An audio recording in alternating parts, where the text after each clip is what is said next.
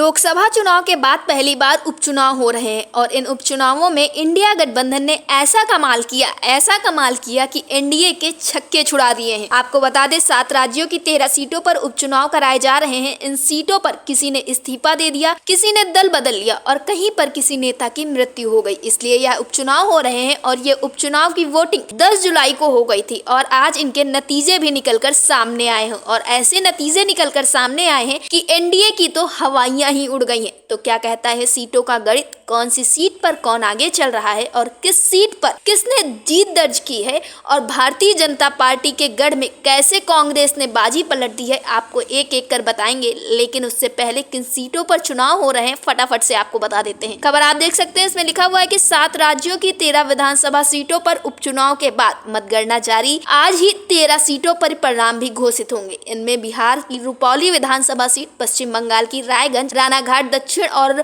मंत्री काला, तमिलनाडु की विक्रवांडी, मध्य प्रदेश की अमरवाड़ा, उत्तराखंड के बद्रीनाथ और मंगलौर और पंजाब की जालंधर सीट शामिल है। इसके अलावा हिमाचल प्रदेश के 13 हमीरपुर नालागढ़ सीट पर उपचुनाव कराए जा रहे हैं। बता दें कि लोकसभा चुनाव के बाद यह पहला उपचुनाव था तो 10 जुलाई को वोटिंग भी हुई थी।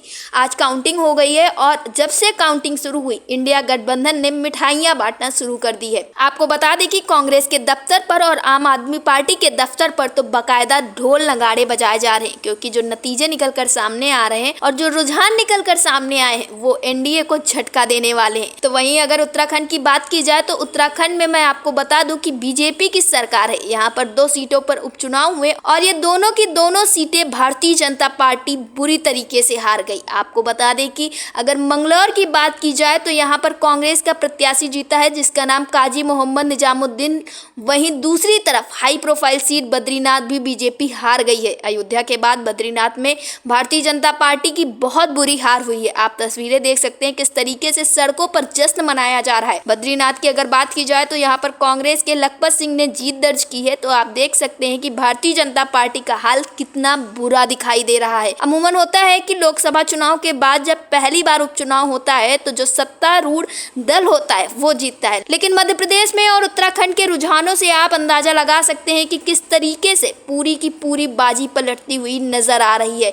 और अगर रुझानों की बात की जाए तो लगातार कांग्रेस आगे चल रही है। खबर देखिए, इसमें लिखा हुआ है कि हिमाचल उपचुनाव की 3 सीटों पर कांग्रेस अब यहां आगे चल रही थी। वहीं मैं आपको बता दूं कि 2 सीटों के नतीजे भी निकलकर सामने आ गए हैं। एक पर भारतीय जनता पार्टी जीती है, वहीं एक पर कांग्रेस की श्रीमती कमलेश ठाकुर ने अपनी जीत दर्ज की है। देहरा विधानसभा क्षेत्र पर कांग्रेस को भयंकर जीत मिली और भारी मतों से जीत मिली है। आप तस्वीर देख सकते हैं किस तरीके से हिमाचल विधानसभा उपचुनाव में जब जीत मिली है तो कांग्रेस के दफ्तर पर खुशियां मनाई जा रही हैं। वहीं दूसरी तरफ भारतीय जनता पार्टी के दफ्तर पर सन्नाटा पसरा हुआ है। और अगर बात की जाए पंजाब की तो पंजाब में सिर्फ 1 सीट पर चुनाव हुआ और वो 1 सीट भी आम आदमी पार्टी ने जीत ली है। आप देख सकते हैं जालंधर वेस्ट उपचुनाव में मोहिंदर भगत जीत चुके हैं। ये वही मोहिंदर भगत हैं जो 2022 के विधानसभा चुनाव में भारतीय जनता पार्टी के टिकट पर हार गए थे, लेकिन अब आम आदमी पार्टी के टिकट पर जीत दर्ज की है। खबर भी मौजूद है। खबर आप देखिए, इसमें लिखा हुआ है कि कौन है मोहिंदर भगत। 2022 में भाजपा के टिकट पाकर हार गए थे, अब जालंधर वेस्ट उपचुनाव में लहराया आपका परचम। तो आप देख सकते हैं कि आम आदमी पार्टी से जब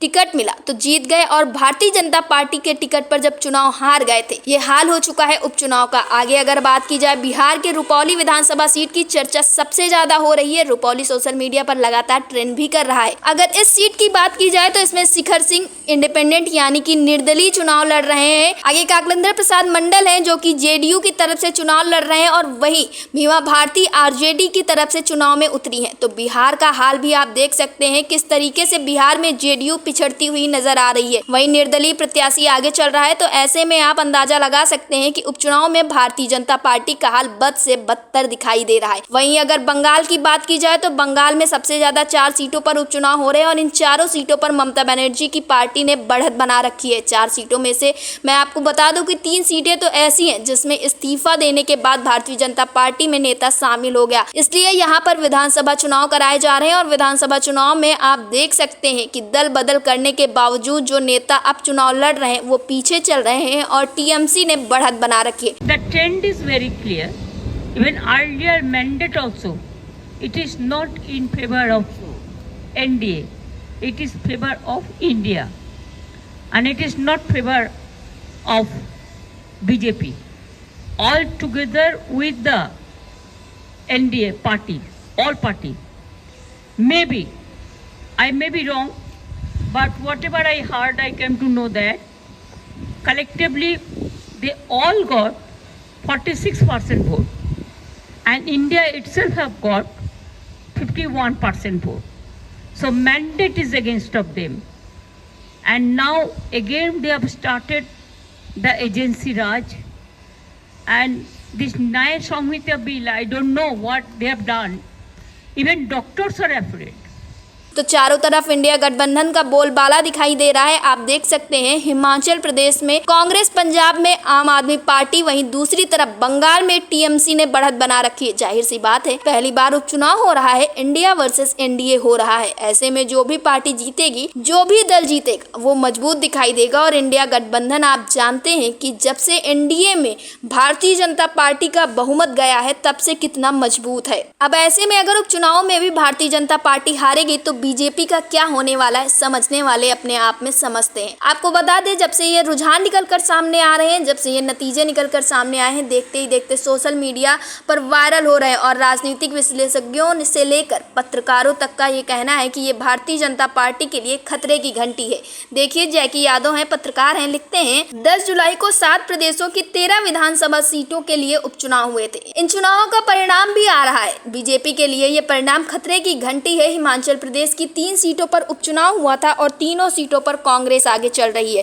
अब इसमें से 2 के नतीजे आ चुके हैं, एक कांग्रेस जीती है, एक बीजेपी जीती है। आगे अगर उत्तराखंड की बात की जाए तो 2 सीटों पर उपचुनाव हुआ था और दोनों ही सीटों पर कांग्रेस आगे चली गई। उत्तराखंड जहां पर बीजेपी की सरकार है, आगे पश्चिम बंगाल का तो मैं आपको बता ही चुकी हूँ कि किस तरीके से चारों सीटों पर टीएमसी आगे चली है। पंजाब में 1 सीट थी और 1 सीट आम आदमी पार्टी ने जीत ली है। तमिलनाडु में डीएमके आगे चल रही है और बिहार में निर्दलीय प्रत्याशी आगे चले हैं। और मध्य प्रदेश की अगर बात की जाए तो यहाँ पर भी कांग्रेस आगे चल रही है और बीजेपी पीछे चली गई है। बीजेपी के नेताओं के ये परिणाम देखकर नींद उड़ाने वाले हैं। लगता है भारतीय जनता पार्टी के साथ मोए मोए होने वाला है। तो बीजेपी का हाल कितना बुरा दिखाई दे रहा है, आप देख सकते हैं। दावे तो बड़े बड़े किए गए थे, लेकिन जैसे ही उपचुनाव हुआ, बीजेपी की असल औकात निकलकर सामने आ रही। क्योंकि आप जानते हैं कि राहुल गांधी लगातार फुल एक्टिव दिखाई दे रहे हैं। नेता प्रतिपक्ष के तौर पर किस तरीके से राहुल गांधी ने सदन में बीजेपी की धज्जियां उड़ाकर रख दी। राहुल गांधी मणिपुर से लेकर असम का दौरा कर रहे हैं, हाथरस पीड़ितों से मिल रहे हैं, लोगों की समस्याएं सुन रहे हैं, बेरोजगारी पर बात कर रहे हैं, महंगाई पर बात कर रहे हैं। वहीं दूसरी तरफ प्रधानमंत्री नरेंद्र मोदी विदेशी दौरा कर रहे हैं। तो कौन क्या कर रहा है, ये पब्लिक को साफ दिखाई देता है। अब इसी पर वोटिंग हो रही है। 13 सीटों पर उपचुनाव हुए और 13 सीटों के रुझान आप देख सकते हैं, नतीजे भी आप देख सकते हैं और भारतीय जनता पार्टी की हालत भी आप देख सकते हैं। इस खबर पर आपकी क्या राय है, हमें कमेंट बॉक्स में जरूर बताएं। वीडियो को ज्यादा से ज्यादा शेयर करें, सब्सक्राइब बटन दबाएं, हमारे चैनल को लाइक करें, सब्सक्राइब करें, ज्वाइन करें। नेक्स्ट रिपोर्ट, अटल टीवी।